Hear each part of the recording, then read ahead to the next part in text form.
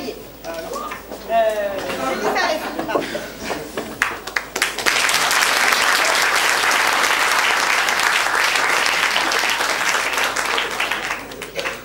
Mesdames, chers jurys, le reste, la fin du conflit est proche. Mais avant que de graver cette guerre des sexes dans la roche, j'aimerais formuler un léger reproche. Messieurs, n'ayez pas peur, ne vous offusquez pas, non. Ce reproche ne vous est pas exclusivement destiné. Je m'étonne simplement qu'aucune trêve n'ait été proposée.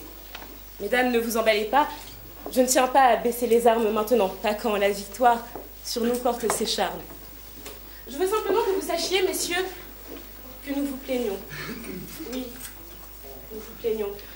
Car vous partez dans la vie avec un handicap qui souvent vous mène à la folie. Je m'explique. Il y a sur Terre presque autant de femmes que d'hommes.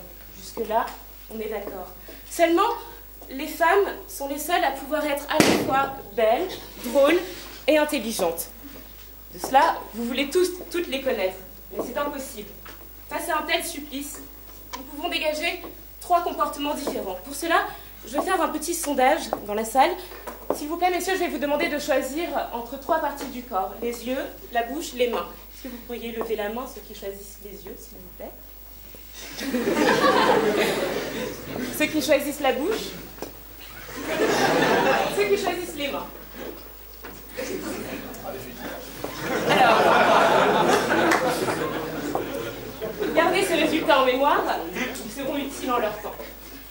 Pour plus d'agrément, je vais vous faire part de ma réflexion à travers une petite parabole de ma composition. C'est l'histoire de 3 frères, Ruben, surnommé Ru par sa chère mère, Sullivan, le cadet, que sa mère surnommait Su, et Cunégon, le benjamin, que sa maman aimait beaucoup.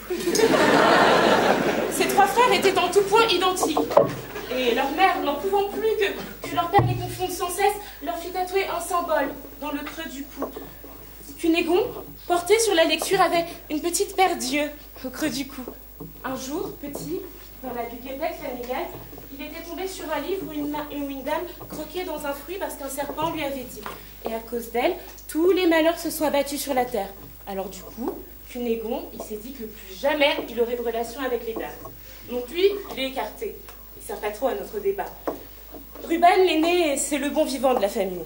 Amateur de femmes, il est connu dans son village pour avoir intimement connu 3 femmes chaque jour.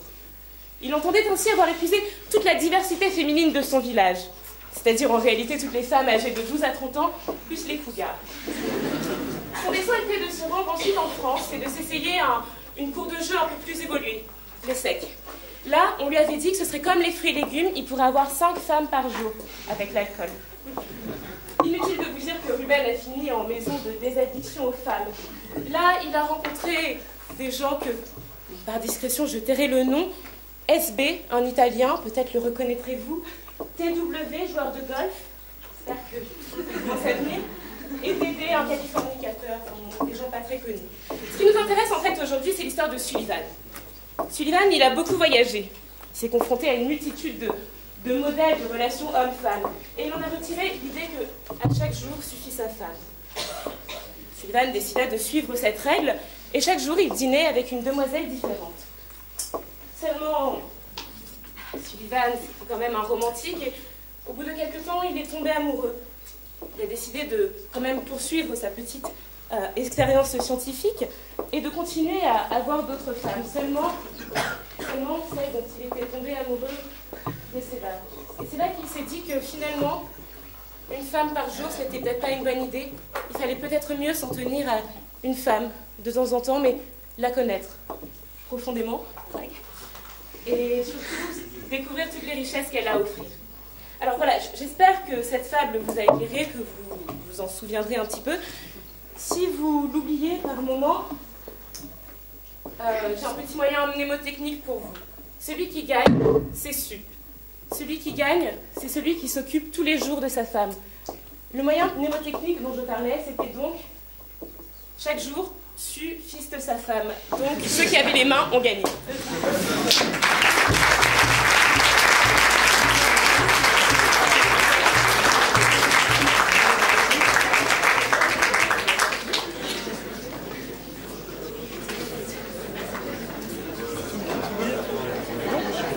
Confrères, consoeurs, présidente chérie, autre présidente chérie, bonsoir.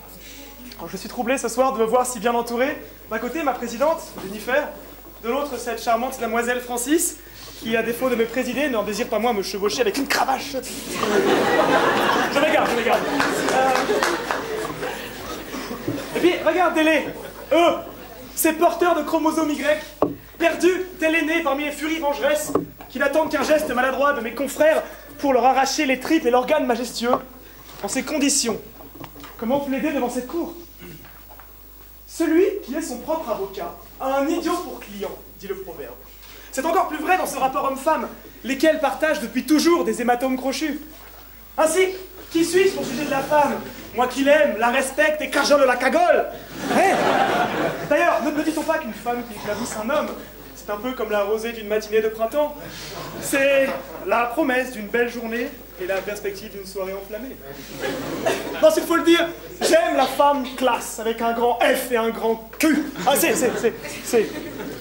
Et bref, parlons-en donc. J'y vais avec mes gros a priori de service, et je dépiote la bête devant vous, tel Maïté, ouvrant un lapin en gros plan à 10h du matin sur fleuve de l'envers. J'ai longuement étudié la femme, la gazelle, la meuf, la bougresse, la zouze. J'ai testé les méthodes d'approche pour mieux la comprendre et la faire succomber.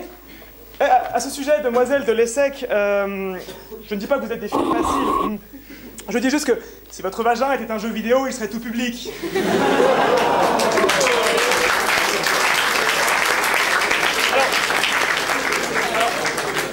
À la suite de Saïd, de cet acabit, vous vous doutez bien, je vis les portes de l'amour se refermer devant moi. Je n'avais plus qu'à me raccrocher aux poignets. Des poignées d'amour. En parlant de quoi, donc, les femmes se plaignent régulièrement des lourdeaux tels Léo, qui les accostent à base de « Viens là, mon petit Kinder, je vais te montrer ma surprise !» Pourquoi pas? Pourquoi pas? Mais il faut vous y faire, mesdames. C'est l'époque des gars collatéraux. Nous sommes contingents. Il est inutile pour vous de s'accrocher aux hommes, telle une moule à son rocher. Dites-vous bien que pour vous, être en couple, c'est avoir un coup de main. Pour nous, c'est tirer un coup de main. Alors, la femme est pourtant le meilleur ami de l'homme, plus fidèle que le chien, mais moins poilu que celui-ci. Dans la plupart des cas, elle s'adapte chaque jour à nos besoins. Telle une tablette numérique ou un iPad, elle est un pur concentré de technologie, fabriqué en Chine. Ainsi, il est possible de la prendre partout, de la retourner dans tous les sens, mais également de l'allonger sur la table du salon ou de la cuisine, afin de profiter de son interface tactile. Elle dispose disponible en différents gabarits et coloris, on peut également changer sa coque. Elle dispose fort heureusement de différents modes, mode vibreur, mode avion, mode silencieux. Ah là là. Mais tout comme une tablette, la femme possède hélas de nombreux défauts, parfois un peu lourdes, lente au démarrage. Il faut régulièrement l'entretenir. Et la mienne a des problèmes d'alimentation, hein. Elle pompe beaucoup d'énergie. Et j'ai beau lui fournir du jus, elle suce. Et comme nous le savons, mais pas de Marseille, elle nécessite de nombreux accessoires hors de prix, des périphériques à brancher dans ses nombreux ports. Et elle est de toute façon assez onéreuse, hein. C'est le désir de la chair. Faites bien attention aux contrefaçons brésiliennes, hein. Elles sont souvent très bien imitées grâce à une surcouche, mais les périphériques s'emboîtent différemment. Ah, et soyez prudents lorsque vous achetez un modèle étranger en général. Hein. L'interface alléchante et colorée cache souvent une usure prématurée, et le service après-vente de Mythique est un petit peu difficile, donc... heureusement, on peut la retourner. Ah, dernier point, je vous déconseillerais de prendre bien sûr du Apple, puisque depuis la goulue morsure d'Ève dans la Golden du Jardiland d'Éden, le modèle n'est plus très fiable. Quoique, le doute m'assaille. Oui, le doute m'assaille, un ouvrage de Claude Lévi-Strauss aux éditions PUF en 1972, livre dans lequel il donne cette fabuleuse citation de la Bible. Dieu dit à Ève, tu es poussière, et tu retourneras faire la poussière. Je pense que tout est dit, et je conclurai tout de même. Alors, finalement, la voilà ma réponse au sujet. Ce n'est pas une femme différente chaque jour qu'il nous faut, mais au contraire, garder la même, qui s'adapte, n'est-ce pas? Cela grâce à sa grande polyvalence. À la limite, changer tous les ans pour avoir un modèle neuf. Mais... Alors, femme, mon ami, mon âme sœur, mon âme adversaire, accepte de rester pour nous. Enfin bon, je vous dis tout ça, je vous fais part de mes théories. Bon, au fond, ma copine, elle est un peu comme un iPad. Mais j'ai pas d'iPad, putain!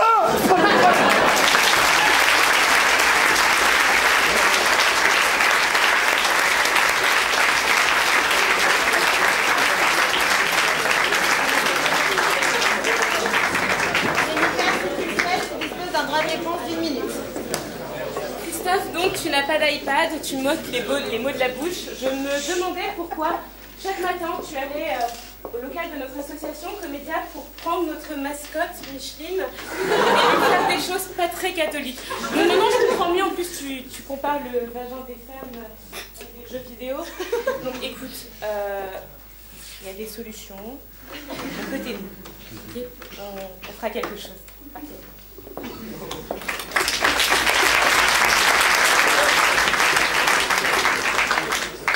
Avant tout, je tiens à m'excuser, hein, Jennifer, j'étais en train de prendre des notes. Du coup, j'ai complètement raté ta réponse. Bon, entendre le public, toi aussi. Pas sûr. Et de toute façon, Jennifer, je ne répondrai pas à tes allusions, car dans le fond, je sais que tu m'aimes bien, je sais que tu nous aimes bien, nous les hommes, n'est-ce pas, hein? Je vous voudrais te rappeler le souvenir de cette soirée. De te dire que depuis que l'on s'est quitté, je sais qui t'es. J'avais le ticket, elle était ticket, et dans la panique, j'ai paniqué.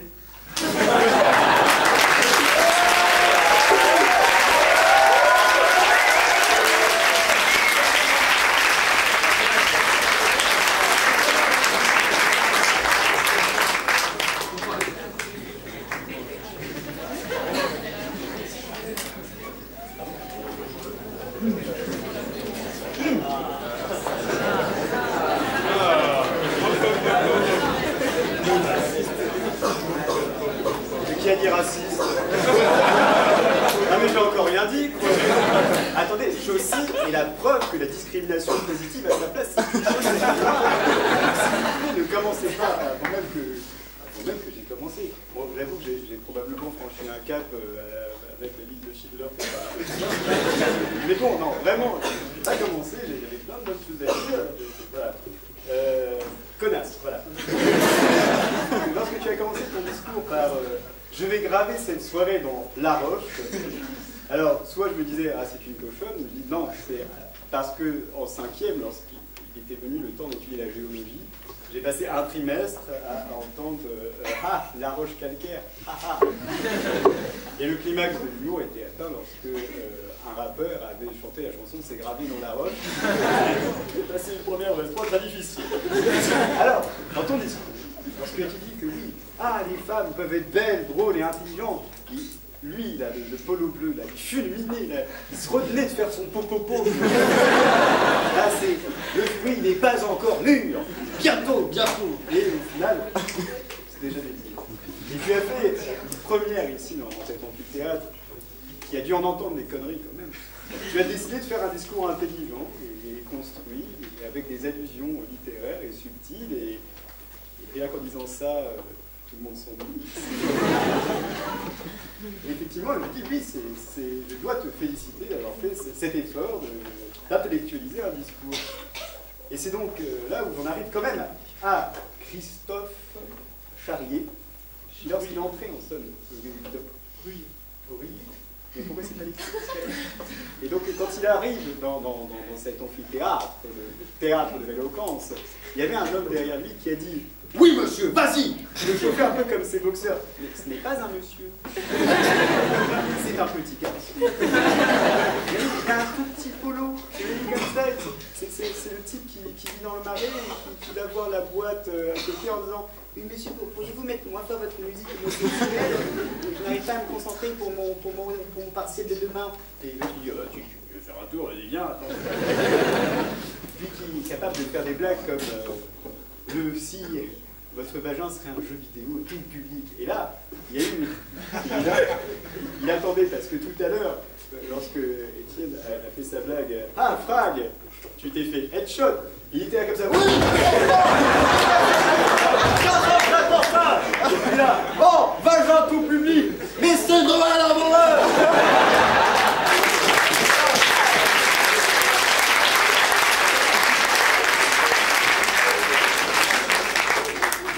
Des blagues de merde. Je peux m'essayer. Effectivement, les portables, les tablettes ont des modes avion, des modes vibreurs, des modes tactiles, mais je crois que c'est pour toi qu'Apple a inventé le mode ne pas déranger. On fout la paix aux sous. Alors, il y a quand même un témoignage éternel, c'est que quand tu as fini ta plaidoirie, il n'y a que Frag qui s'est levé. Donc c'est la preuve que c'était de la merde. C'est un peu les 5 stades du deuil. Au début, c'est un peu le choc. On dit merde, il est nul quand même. Ensuite, il y a le chantage. Mais non, après ça va se rattraper. Il n'est pas si nul que ça. Ensuite, bon, il y a un peu le deuil, la dépression. Bon, d'accord, il est nul. Voilà. Et puis l'acceptation. Bon, c'est fini. Et bon. Voilà, je me dis, au final, cette soirée sera retransmise sur Internet. Et je dis aux gens qui sont là, oui, maintenant, vous pouvez retourner sur des sites de cul parce que, voilà, c'est fini, c'est fini. Et je me dis, bon, voilà, on a assisté à 3 jours de qualité. Voilà, c'est là, vous pouvez partir si vous voulez, parce que c'est le moment où je vais faire des remerciements. Mais oui, voilà, malgré l'heure et demie qu'on a passé dans les transports en commun, à côté de Clodo, l'urine, la faim, le froid, on est quand même content de venir ici parce que voilà, c'est impossible autrement de partager, voilà, avec peut-être 1 million de personnes, 300 personnes, 2 millions sur YouTube, une soirée où on passe un bon moment alors qu'on est dans une fac, enfin dans une école de commerce, à 10h du soir. Et ça, je peux vous dire qu'on ne peut que le partager d'ici. C'est-à-dire que ceux qui voient la vidéo, vous loupez 90% du truc. Si vous ne rigolez pas à mes blagues, c'est normal. Voilà, on ne peut vivre ça qu'ici. Toutes vos prestations étaient excellentes et brillantes. Bon, d'accord, il faut muscler son jeu, etc. Oui, voilà, c'est vraiment tout ce que j'avais à dire. On a passé une bonne soirée. C'est pas encore fini, hein. Il y a quand même 3 autres personnes qui parlent derrière moi, et pas de moi, donc le talent est immense. Et je peux que vous dire une chose.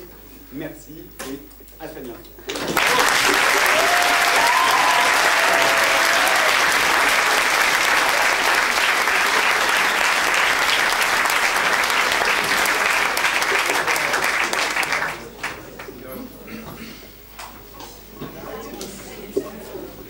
Jennifer Esso, comme les pompes à essence.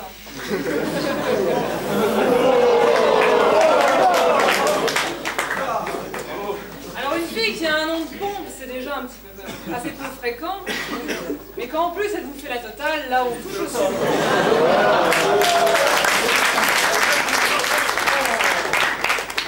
Alors tu nous as donc parlé de graver la guerre des sexes dans la roche. Je vois que tu connais bien Charles, nous en reparlerons sur un parking avec des battes de baseball. Alors c'est drôle parce que tu as une voix qui est à mi-chemin entre l'hôtesse de l'air et l'attardé mental.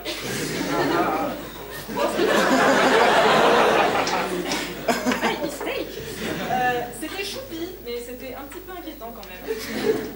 Et alors, quand tu nous as parlé de moyens mnémotechniques pour savoir à la fin qui avait gagné je ne sais pas quoi, mais moi j'ai juste rien compris dès le départ à ton histoire de consanguin qui s'encule. Hein.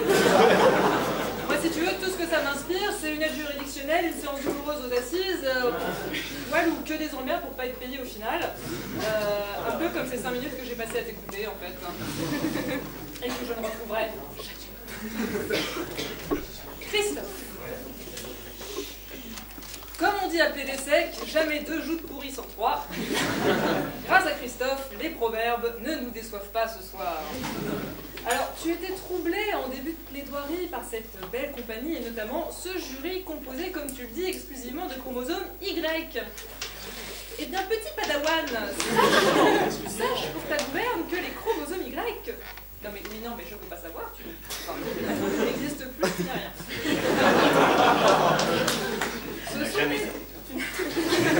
Je lis ton existence.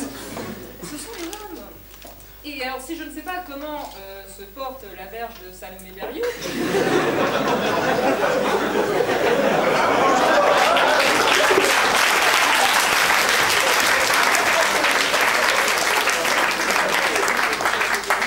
Je peux à tout le moins t'assurer que la mienne est inexistante.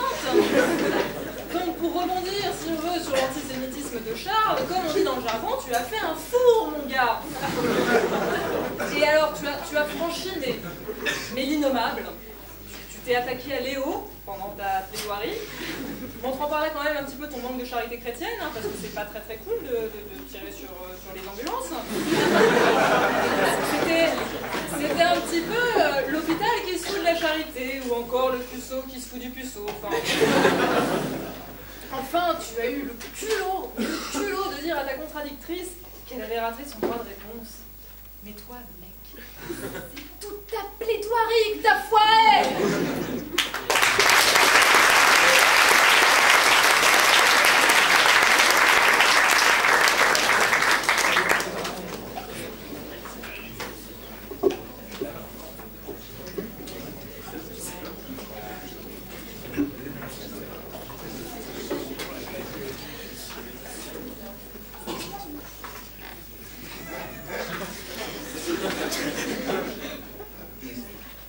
Chaque jour suffit sa femme.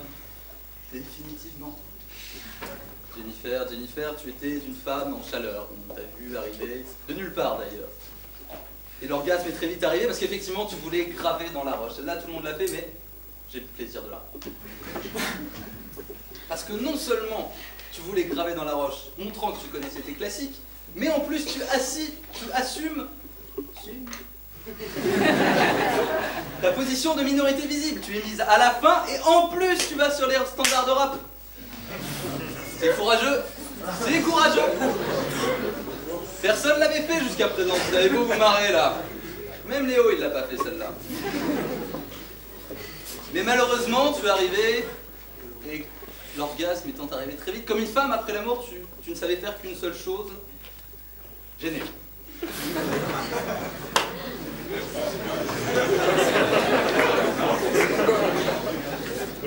On a quand même eu le droit à SB, un golfeur très connu, TW. Mais de qui peux-tu bien parler? Et après on s'est intéressé à Sullivan. Isabelle Châtaignier m'a réveillé en me disant qu'il y avait une histoire de consanguins qui s'enculent. Tu connais bien.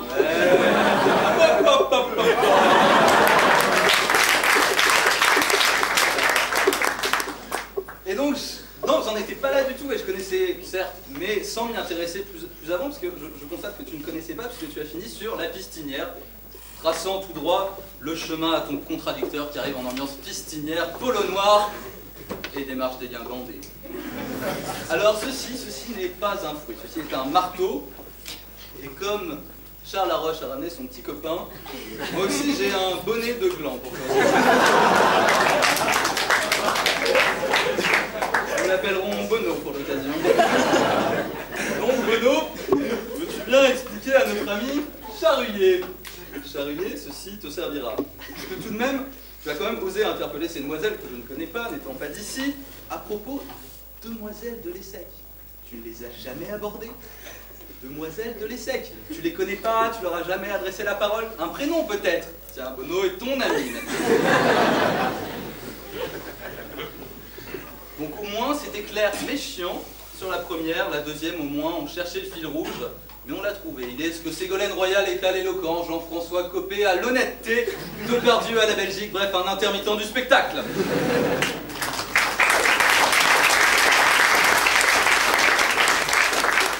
Heureusement avec ce genre d'emploi tu n'as pas de quoi t'acheter un iPad, je comprends que tu fasses l'Essec maintenant. Mais je tiens à féliciter. Non pas vous pour le public, non pas nous pour être venus jusqu'à Cergy, quoique il faudrait bien, mais néanmoins Charles Laroche qui annonce ses flops au préalable et qui les annonce en direct devant des millions de téléspectateurs. Si ça n'est pas marrant, c'est de la faute à vous. Tu as magnifiquement dit qu'on était contingent. Oh, exactement, c'est toi qui es contingent.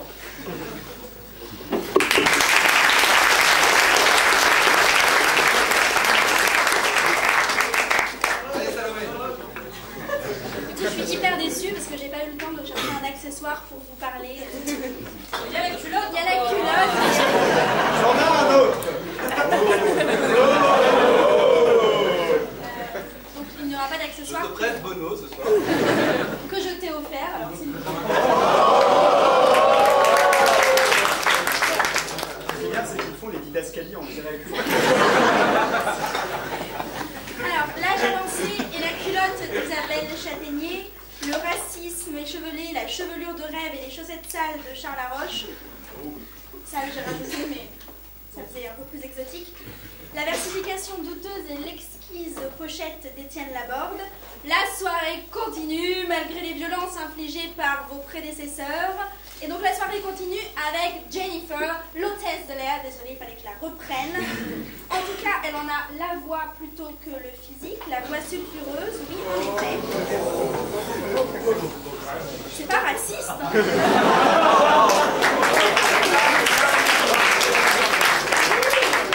Jennifer versus Christophe C. Alors on dirait un peu un tube d'Aqua quand on avait 13 ans et qu'on s'embrassait dans les booms. Non, pas toi, Franck, ça ne t'est jamais arrivé. Mais c'est pas grave, c'est plutôt parce que Jennifer va mettre l'ambiance qu'on croyait. Espérait-on, alors en vrac et prends des notes. Cunégonde, c'est un nom de fille, pas de garçon. Le haut à motif, c'est Sceaux 2008. Gravé dans la roche, s'oublie, Sullivan. T'as un problème avec les mots. En fait, ta plaidoirie m'a fait penser à une mauvaise choucroute. Après, on avait envie de vomir. Mais tu me diras après que Christophe nous ait parlé de ses poignées d'amour aussi. Ça donnait le ton. Alors Christophe C.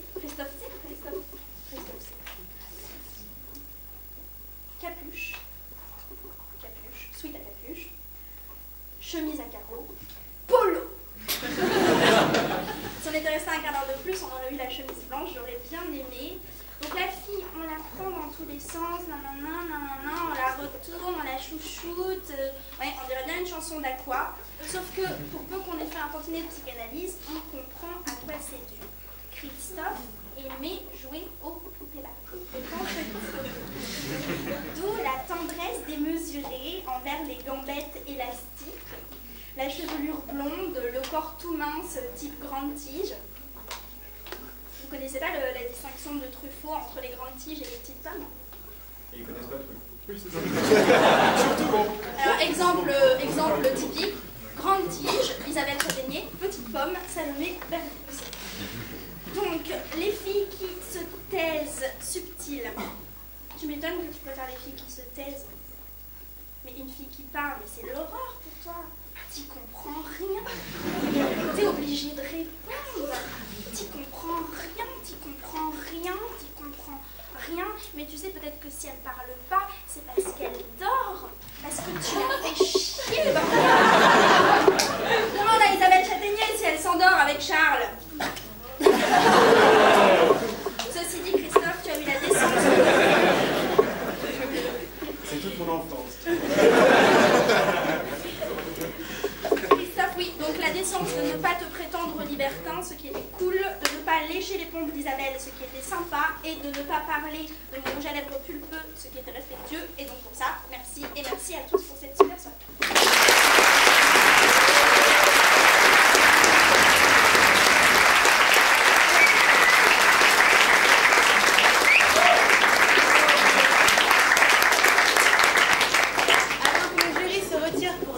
Et dire qui des garçons ou des filles a gagné. Je vais vous demander d'applaudir encore une fois les candidats et le jury pour leur super prestation.